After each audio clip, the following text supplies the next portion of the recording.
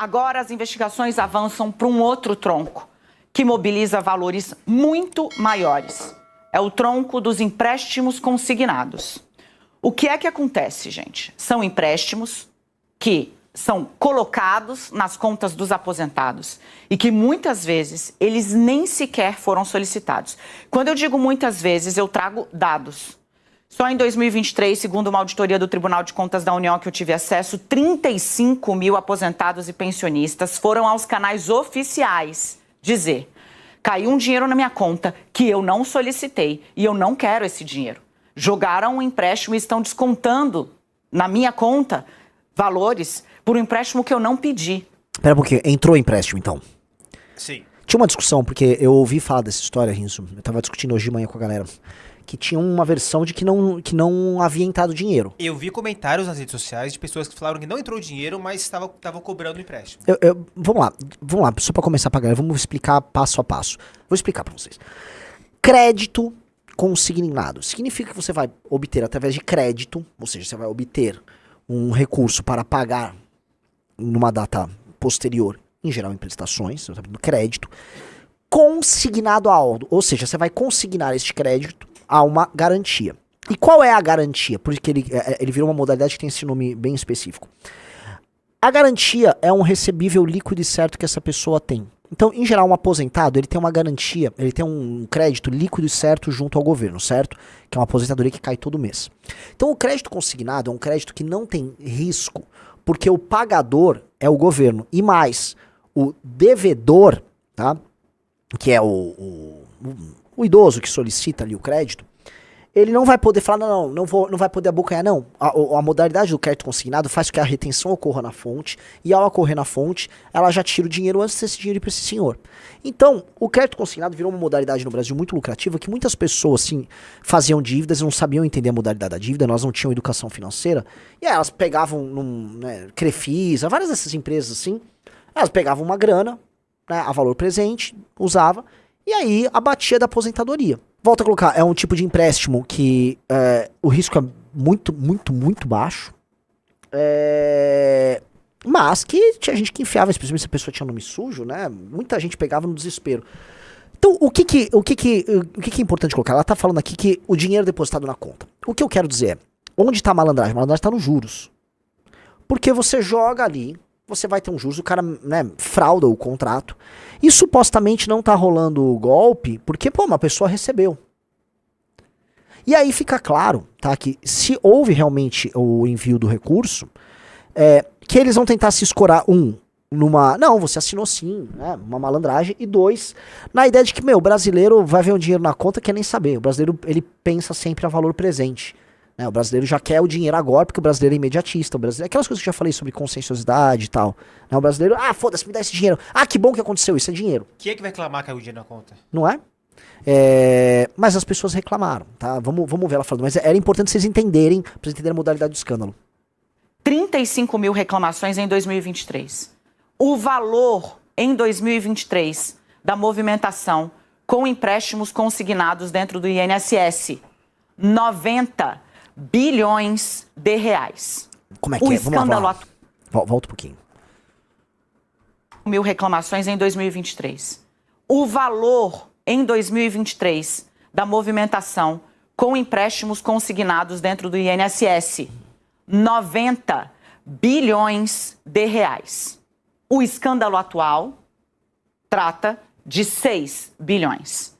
Em um ano, empréstimos consignados movimentaram 90 bilhões de reais por meio de empréstimos consignados. Pera, vamos lá. São 90 bilhões por meio. Ela tá falando de todos os empréstimos consignados que aconteceram no Brasil, ou ela tá falando apenas dos fraudulentos? Tem um dado que assim, a fala dela não me parece precisa. Porque pode ter 90 bilhões em empréstimos consignados no Brasil e esses empréstimos terem sido autorizados, porque existe um mercado gigantesco. Eu volto a falar, Crefisa, várias empresas fazem isso. Agora, 90 bilhões de empréstimos contraídos de maneira fraudulenta ou 90 bilhões que é o montante total? Vamos lá, vamos prosseguir, vamos ouvir. E aí eu vou colocar tudo isso no blog, é por isso que o Valdo estava falando, eu estava ali escrevendo, ouvindo o Valdo, escrevendo e ouvindo o Valdo. Por quê? Porque não só o INSS tem participação nisso. Tem um órgão que é responsável. Eu vou pegar exatamente a atribuição técnica, que está, inclusive, na auditoria. Cara, mano, ela mexe no celular fazendo televisão, cara. Eu acho isso muito bizarro, Rizzo. Ela tá na TV, não tem teleprompter, alguém não pautou ela, não tem ponto aqui. Eu estou falando da DataPrev. E aí você fala, Daniela, o que é a DataPrev? A DataPrev é a responsável pela guarda e pela gestão da base de dados da Previdência Social e dos benefícios de prestação continuada. Então, a folha de pagamento do INSS, quem roda é a DataPrev. Ela é que tem os dados biométricos e etc. de todos os aposentados e pensionistas. Na auditoria do Tribunal de Contas da União, o INSS fala, olha, não se preocupa mais com empréstimos consignados. Por quê? Porque agora eles só são liberados mediante biometria. E aí o Tribunal de Contas da União falou, bom, é insuficiente, mas eu estou mais preocupado com os benefícios descontados indevidamente porque está sem controle nenhum, que é essa primeira perna da fraude que você está vendo agora.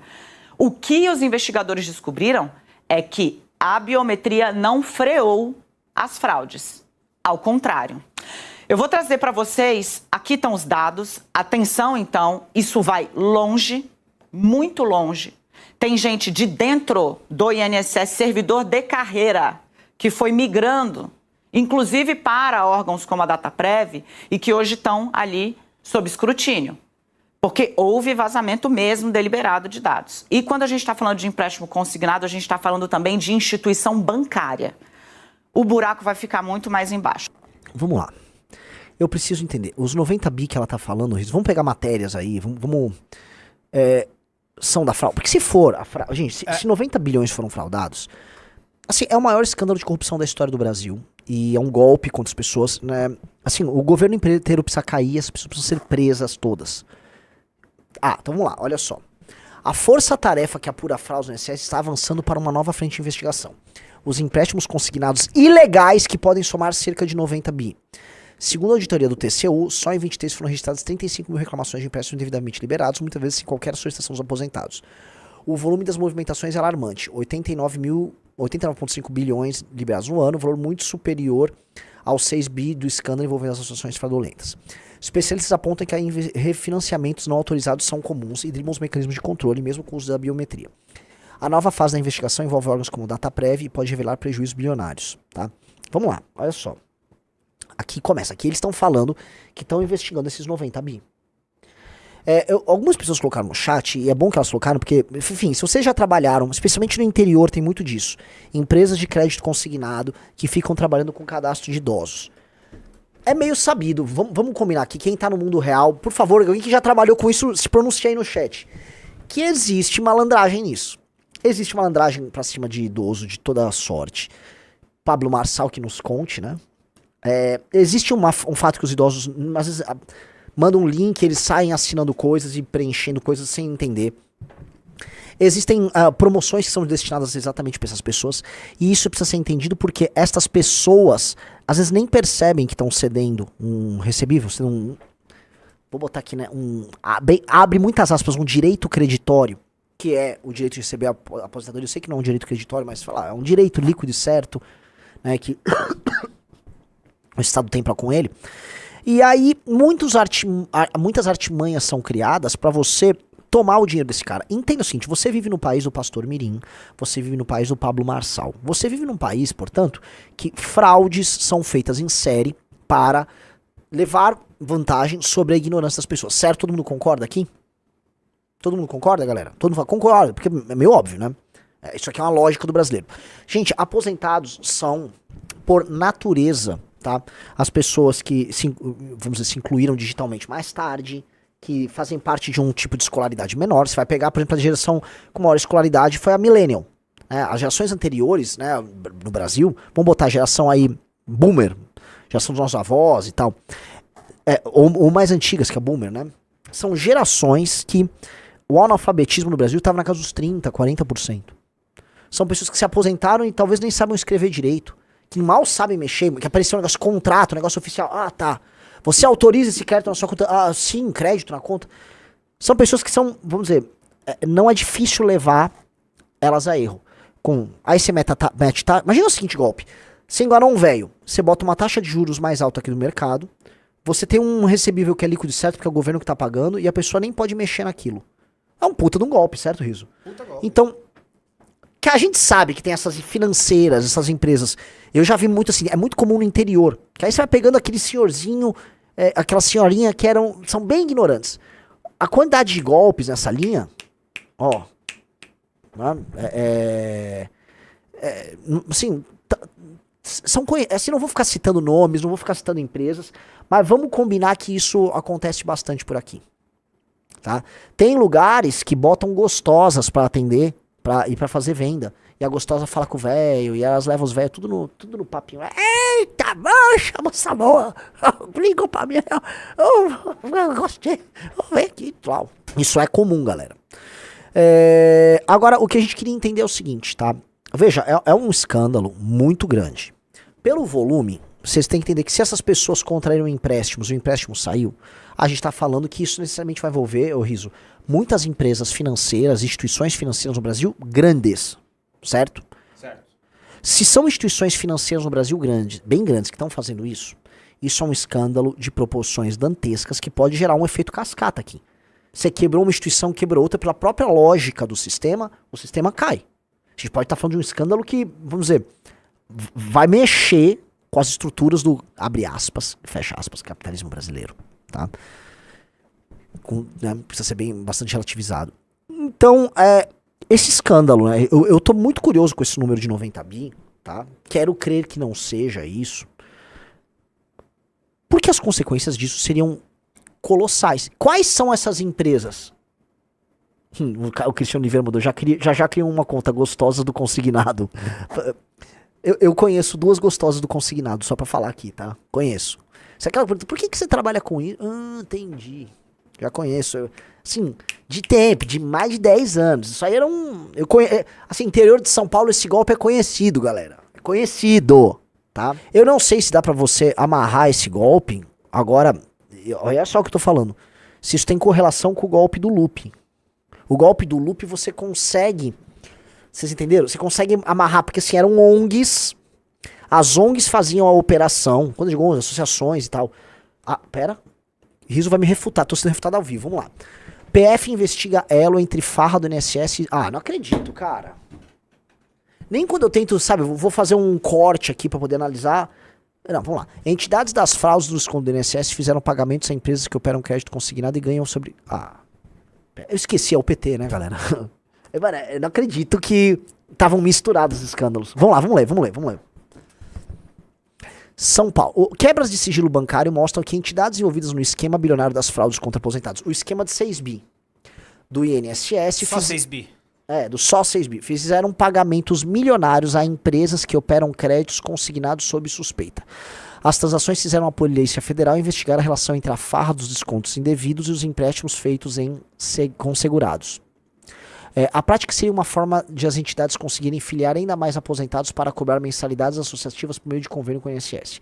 Estima-se que mais de 6 milhões de segurados tenham sido filiados a associações e sindicatos que arrecadaram 6,3 bilhões com descontos desde 2019. Tá, vamos lá. O escândalo do INSS foi revelado por Metrópole, blá, blá, blá. Beleza, aí eles estão lá vendendo o Metrópolis, mas prossegue. Farra dos descontos a crédito consignado. A suspeita é de que essas empresas têm sido contratadas para vender empréstimos consignados a aposentados e embutir indevidamente os descontos de mensalidade associativa à revelia dos segurados do INSS. Contratos mostram que as empresas lucram sobre cada novo aposentado filiado. Beleza. Os pagamentos investigados foram feitos pelo trio de entidades Ambec, Unsbras e Sebap, que tem como diretores parentes e até funcionários de empresas ligados ao empresário Maurício Camisotti, investigado como beneficiário final dos descontos das associações.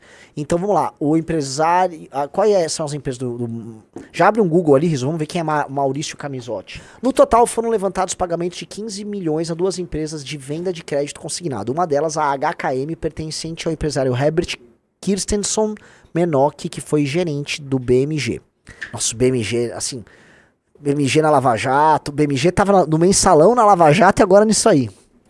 Um contrato entre o empresário e a Sebap mostra que a empresa atua para que os vendedores de consignado ofereçam juntamente com os empréstimos a filiação às entidades que aplicam os descontos, entendeu? Então veja só o esquema, aquilo que eu tava falando. Vendedores malandros, né? Eles vão enfiando, eles vão embutindo coisas que o aposentado não percebe em um empréstimo que é empurrado pra cima do velho. Entendeu, Riso? Sim. Um contato entre o empresário e a SEBAP mostra que a empresa atua para que os vendedores de consignado ofereçam juntamente... Tá, o acordo prevê que as empresas fiquem com a primeira mensalidade obtida de novos filiados, além de 30% das seguintes.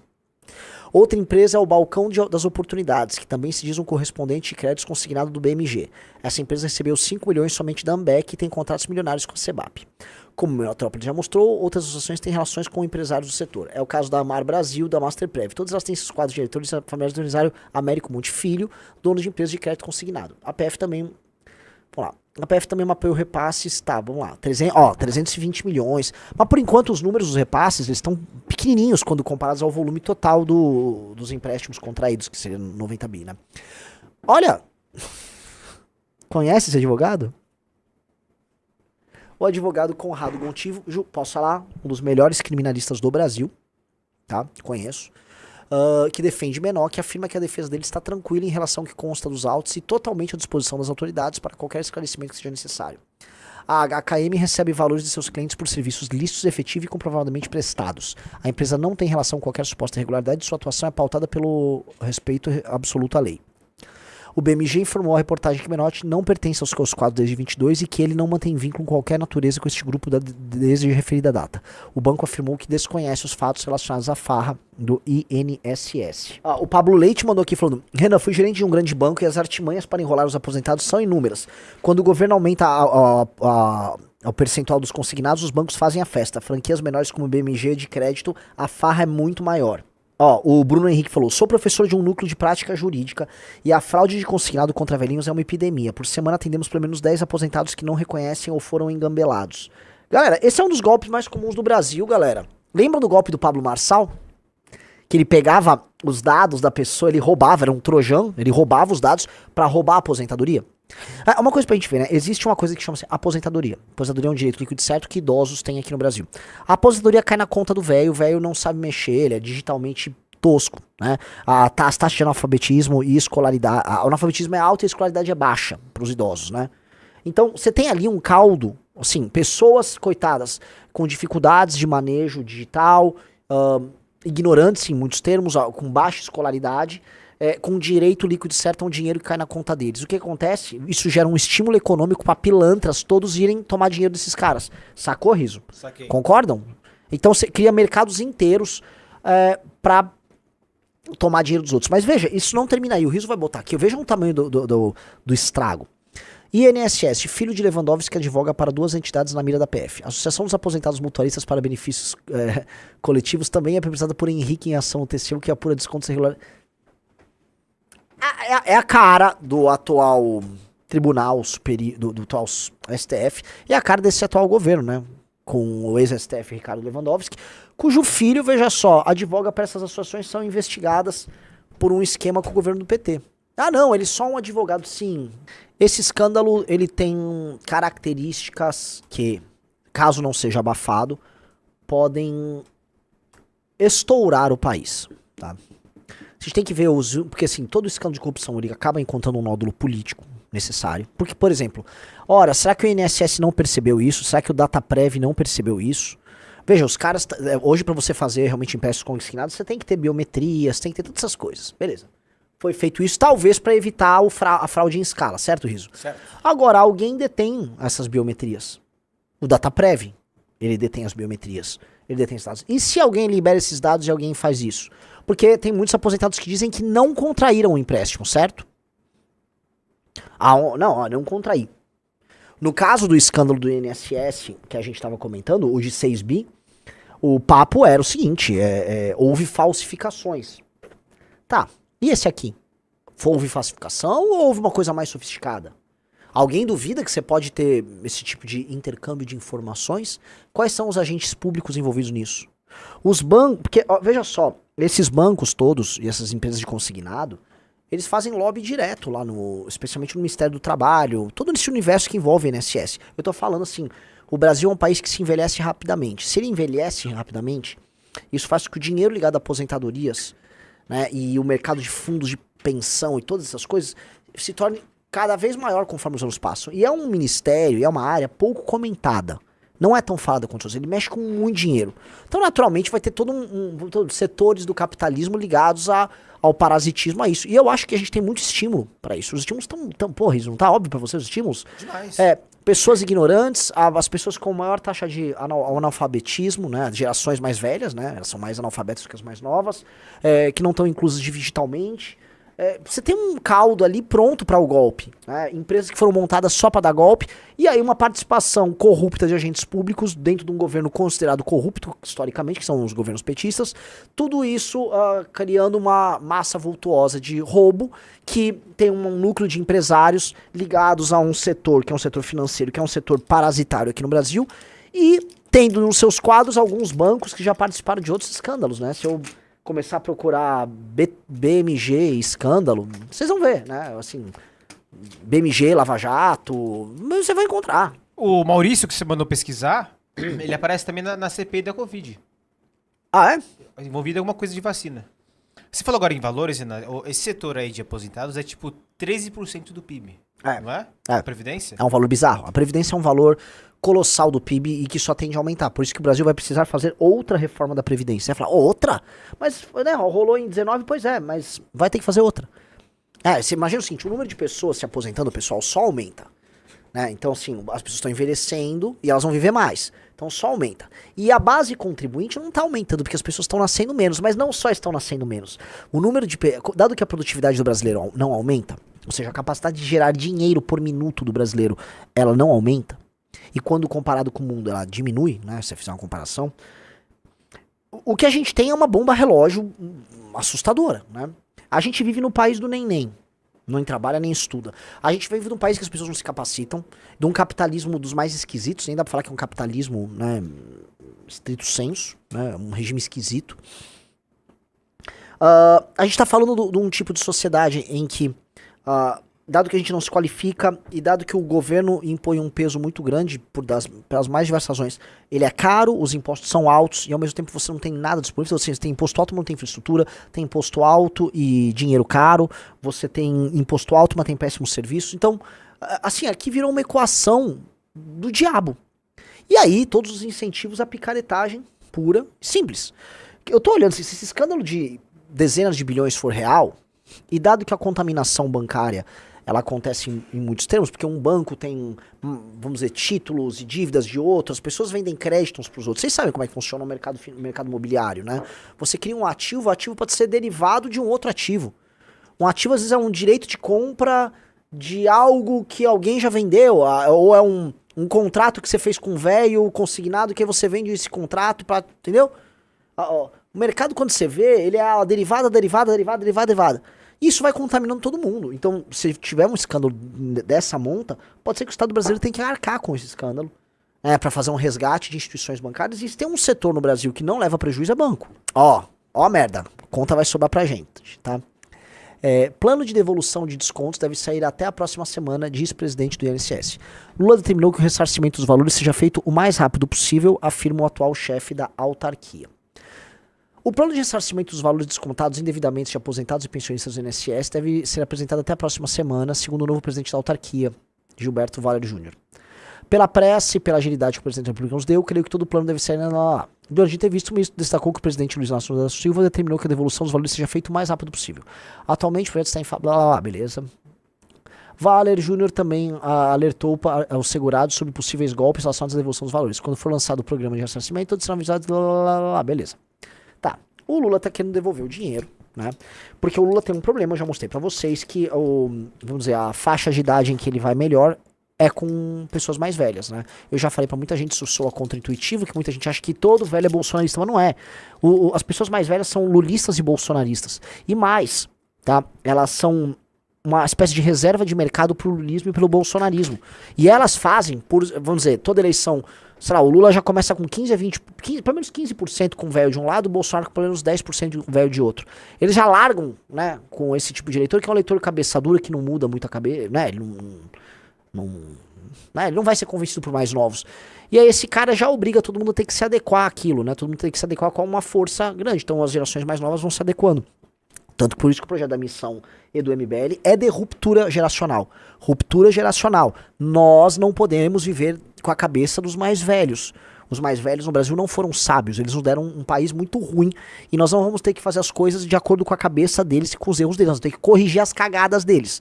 O projeto nosso é um projeto de ruptura, por isso que nós não somos bolsonaristas, nós não concordamos com as premissas deles e nós não concordamos sequer com a premissa de uma parte importante dos eleitores deles, que topa qualquer coisa na insanidade desses caras.